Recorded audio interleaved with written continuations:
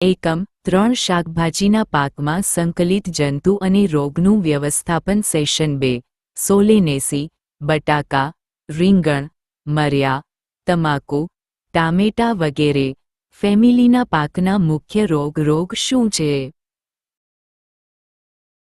રોગ અનુકૂળ પરિસ્થિતિઓમાં વિષાણુજન્ય રોગજનક અને અતિસંવેદનશીલ યજમાનની વચ્ચે એક સફળ વાતચીત છે. રોગ ફૂગ બેક્ટેરિયા અને વાયરસના કારણે થાય છે. રોગ ઉત્પન્ન કરવાવાળા જીવોને રોગજનકો તરીકે ઓળખવામાં આવે છે. રોગજનકોનો જન્મ જમીનમાંથી થઈ શકે છે, બીજના માધ્યમથી કરી શકાય છે અથવા હવા અને પાણીના માધ્યમથી ફેલાય છે. વાયરલ રોગોમાંથી કેટલીક જીવાતો રોગવાહક દ્વારા મોકલેલી હોય છે. સોલેનેસી ફેમિલીના પાકોમાંથી કેટલાક સૌથી અગત્યના રોગ છે: anthracnose, wilt, bacterial spot, bacterial blight, damping off, early blight, fusarium blight, late blight, leaf curl, mosaic, powdery મિક્યુ, રોટ્સ અને septorial leaf blight, little leaf, leaf curl, bacterial canker, buckeye rot, fruit rot વગેરે. Solanaceae ફેમિલીની શાકભાજીના કેટલાક મુખ્ય રોગોની ચર્ચા અહીંયા કરવામાં આવી છે. ડેમ્પિંગ ઓફ આ નર્સરીના છોડનો એક સામાન્ય રોગ છે. ટામેટા, મરચાં અને રીંગણની રોપણી પર સામાન્ય રીતે માટીમાંથી જન્મેલા ફૂગ દ્વારા હુમલો કરવામાં આવે છે. ફૂગ જેવા ફાઇટોફ્લોરા પાયથિયમ પ્રજાતિ કારણ જીવ છે. ફૂગ કોલર વિસ્તારમાં રોપણીને સંક્રમિત કરે છે, જેનાથી પેશીઓને નુકસાન થાય છે. સંક્રમિત અંકુર સીધા હોય છે અને તૂટી શકતા નથી. તે સામાન્ય રીતે વરસાદની સિઝન દરમિયાન અને પાણીના રોકાણની સ્થિતિમાં જોવામાં આવે છે. વરસાદની સિઝનમાં અંકુર માટે ક્યારીને ઉપાડવી જોઈએ. માટીના સૌરીકરણ અને વંધ્યીકરણથી ફૂગનો માટીજન્ય ચેપ ઓછો થઈ શકે છે. મેન્કોજેબ અથવા કૈબેડાજિમ 2 થી 3 ગ્રામ લીટર પાણીની સાથે જમીનની બખોલ પણ સંક્રમણને ઓછું કરે છે. ટ્રાયકોડર્મા 5 ગ્રામ કિગ્રા બીજની સાથે બીજનો ઉપચાર કરો. અર્લી બ્લાઇટ વહેલો સડો પેદા કરવો. સામાન્ય રીતે ટામેટા, રીંગણ અને બટાકામાં ફૂગનો રોગ જોવા મળે છે. આ રોગનું કારણ જીવ અલ્ટરનેરિયા અલ્ટરનેટા એફ પ્રજાતિ લાઇકોપર્સિકી અને અલ્ટરનેરિયા સોલાની છે. પાંદડાના સીમાંત ભાગથી અનિયમિત ભૂરા પાંદડાના ધબ્બા જોવા મળે છે, જે મોટા નેક્રોટિક ધબ્બા સુધી વધી જાય છે. ફૂગ હવાના માધ્યમથી ફેલાઈ ગઈ અને ઊંચા તાપમાનનો પક્ષ લીધો. મેન્કોજેબ 2 ગ્રામ લીટર અથવા જીમ્બ 75 WP8 1/5 2 ગ્રામ લીટર પાણીના 2 ફોલિયર સ્પ્રે ફાયદાકારક છે.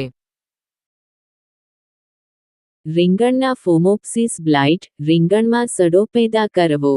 રીંગણનો ફૂગ રોગ, જે ફોમોપ્સિસ વેક્સન્સના કારણે થાય છે. સ્પષ્ટ રીતે વ્યાખ્યાયિત પરિપત્ર હળવા ભૂરા રંગના ધબ્બા નીચેના પાંદડા પર દેખાય છે. ફળો પર હળવા ભૂરા રંગના ધબ્બેદાર ધબ્બા વિકસિત થાય છે, જે પછી મોટા ધબ્બા બનવા માટે મોટા થાય છે. રોગમુક્ત બીજ સામગ્રીનો ઉપયોગ કરો. કાર્બેન્ડાજિમ 2/5 ગ્રામ કિગ્રા બીજની સાથે બીજનો ઉપચાર. રોગગ્રસ્ત ડાળીઓ અને છોડની સામગ્રીને એકઠી કરવી અને સળગાવવી. કાર્બેન્ડાજિમ 0/1% અથવા 0/15% કાર્બેન્ડાજિમ વત્તા મેન્કોજેબ 1/5 ગ્રામ લીટર પાણીની સાથે ફોલિયર છંટકાવની અસર થયેલી જોવા મળે છે. એન્થ્રેકનોઝ અથવા મરચાના ડાયબેક આ એક ફૂગ રોગ છે અને કોલોટોટ્રિયમ કૈપ્સિસીના કારણે થાય છે. ફૂગ બીજજનક છે જે હવાના માધ્યમથી પણ ફેલાય છે. આ છોડની ટોચથી કુમળી ડાળીઓ પર ઓગળી, પરિગલન અને કરમાવાનું શરૂ કરે છે. સુકાવાનું ઉપરથી નીચેની તરફ શરૂ થાય છે, તેથી તેને ડાયબેક કહેવામાં આવે છે. પાંદડાઓ, અંકુરો અને ફળો પર નાના, અનિયમિત, ડૂબેલા, હળવા ભૂરા રંગના ઘાવની સાથે ઘાટા કાણા જોવા મળે છે. કાર્બેન્ડાજિમ 2/5 ગ્રામ કિગ્રા બીજની સાથે બીજનો ઉપચાર. છોડના રોગગ્રસ્ત ભાગને દૂર કરી દો અને સળગાવી દો. ક્લોરોથેલિન 25 cc એટ 1/5 ગ્રામ લીટર પાણી અથવા પ્રોપિનેલ 3/5 ગ્રામ લીટર પાણીના ફોલિયર છંટકાવ રોગ નિયંત્રણ માટે અસરકારક છે. બેક્ટેરિયલ વિલ્ટ. બેક્ટેરિયલ કરમાઈ જવું, શિથિલ થવું, બધી સોલેનેસી શાકભાજીઓના પાકનો સામાન્ય રોગ છે. બેક્ટેરિયા રાલ્સ્ટોનિયા સોલનોસેરમ બીમારીથી જોડાયેલું મળી આવે છે. પીળા રંગ વગર છોડનું અચાનક સુકાઈ જવું અને આખા છોડનું પડવું એ અગત્યનું લક્ષણ છે. જ્યારે સંક્રમિત છોડને કાપવામાં આવે છે અને જેવું ડાળીના કપાયેલા છેડાને એક ગ્લાસ પાણીમાં ડૂબાડવામાં આવે છે તો તેનાથી એક દૂધિયો પદાર્થ બહાર આવે છે. રોગ પ્રતિરોધક જાતોનો પ્રયોગ કરો. સોલેનેસી પાકો સિવાય દીર્ઘકાલીન પાક રોટેશન, વારાફરતી સ્વીકારો. જમીનનો pH એસિડિક ન હોવો જોઈએ. રોપણી કરતા પહેલા 30 મિનિટ માટે સ્ટ્રેપ્ટોસાયક્લિન 150 ppm 6 લીટર પાણીમાં 1 ગ્રામથી ઉપચારિત બીજારોપણના મૂળ. ફ્યુચેરિયમ વિલ્ટ. કરમાઈ જવું, શિથિલ થવું, અસરગ્રસ્ત છોડના પાંદડા પીળા અને સુકાઈ જાય છે અને પછી આખા છોડનો નાશ થઈ જાય છે. જમીનના એક જ ટુકડા પર સતત સોલેનેસી ફેમિલીના પાકની ખેતીથી બચો. બીજને કાર્બેન્ડાઝિમ એટ 2/5 ગ્રામ ટૂંકી બીજના દરથી ઉપચારિત કરો.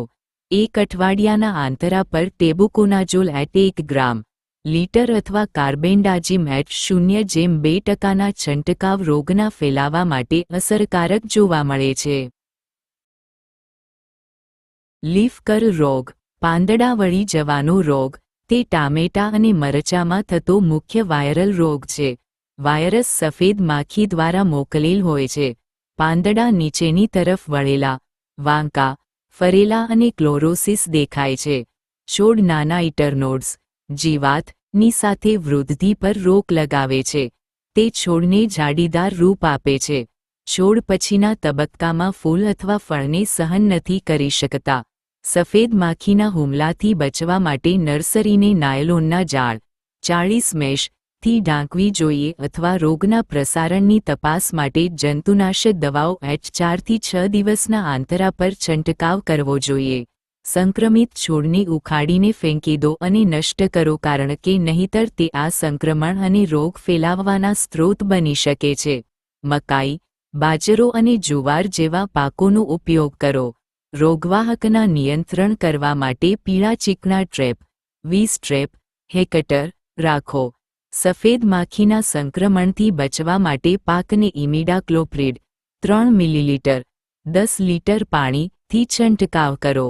રોપણીના મૂળની રોપણીના સમયે રોગ નિયંત્રણ માટે ઇમિડાક્લોપ્રિડ 17/8 SL એટ 0/5 મિલીલીટર લીટર પાણીમાં 2 કલાક માટે ડૂબાડવામાં આવે છે.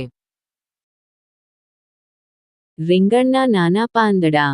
વિશેષ લક્ષણો. પાંદડાની મોટી ખામી છે. જાડી જેવી સ્થિતિમાં ઝૂંડમાં ઘણા પાંદડા એકત્ર થાય છે. ઇન્ટરનોડ્સ જીવાતની ખામીના કારણે છોડ નાનો થઈ જાય છે. સંક્રમિત છોડ સંપૂર્ણ રીતે અનુત્પાદક હોય છે અને તેમાં ફૂલ અથવા ફળ નથી લાગતા. માઇકોપ્લાઝ્મા જેવા જીવ આના માટે જવાબદાર છે. રોગજનક રોગના વાહક નાના જંતુ દ્વારા પ્રેરિત થાય છે. સંક્રમિત છોડને ઉખાડી અને શરૂઆતી લક્ષણો દેખાય તે પહેલાં તેને સળગાવી દો. નાના જંતુઓ નાબાદીથી બચવા અને રોગના માધ્યમિક સંક્રમણથી બચવા માટે ઇમિડાક્લોપ્રિડ 3 મિલી 10 લીટર પાણીનો છંટકાવ કરી શરૂઆતી રોપણીથી બચો. રૂટ ગાંઠ નિમેટોડ. મૂળ ગાંઠ સૂત્રકૃમિ રોગ. માટીજન્ય નેમાટોડ કૃમિ મેલોઇડોગાઇની ઇન્ગોગીટા મૂળના માધ્યમથી લગભગ બધી સોલેનેસી ફેમિલીની શાકભાજીને સંક્રમિત કરે છે. નેમાટોડ કૃમિ મૂળમાં સોજો અને ગાંઠ ઉત્પન્ન કરે છે. તે જમીનમાંથી પાણી અને ખનિજોના ગ્રહણને અસર કરે છે અને અંતે છોડની વૃદ્ધિ પર અસર થાય છે. નેમેટીસાઇડ્સના વિવેકપૂર્ણ અથવા જરૂરિયાત આધારિત પ્રયોગની ભલામણ કરવામાં આવે છે. કાર્બોફ્યુરાન 3G એટ 1 કિલોગ્રામ AI હેક્ટરના પ્રયોગ ખેતરની સ્થિતિ મુજબ શાકભાજીના પાકો માટે અસરકારક જોવા મળે છે. ટામેટામાં શરૂઆતનો સડો, ટામેટામાં અંતે થતો સડો, ટામેટાના વાંકા પાંદડા, ટામેટામાં મૂળ ગાંઠ, રીંગણમાં ધૂંધળાપણું, રીંગણમાં નાના પાંદડા, રીંગણમાં પાંદડા, ટામેટામાં કરમાઈ જવું, શિથિલતા.